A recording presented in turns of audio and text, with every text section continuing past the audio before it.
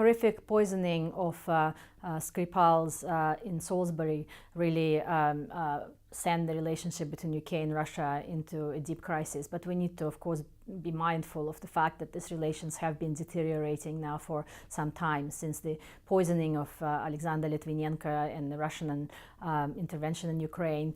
The bilateral relations really have been frozen effectively, with very little political dialogue, very little trust between the two governments. And therefore now we really see a sort of escalation of confrontation in which both sides have taken very strong positions. From the UK perspective, there is no other credible explanation than to say that it's the Russian state which is known to have produced the particular chemical which was identified and verified by OPCW was involved in the poisoning. From the Russian side, they argue that this chemical can be produced elsewhere, that they were not allowed and included in the investigation, and that they would want to put their case forward in a kind of cooperative manner, which of course United Kingdom so far had not accepted.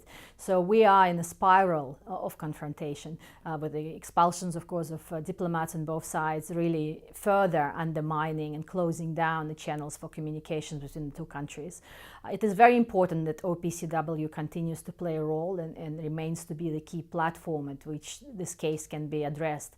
But in my view, there is no alternative than eventually for UK and Russia to start discussing the case on a bilateral basis and to resume dialogue, however limited and however working level.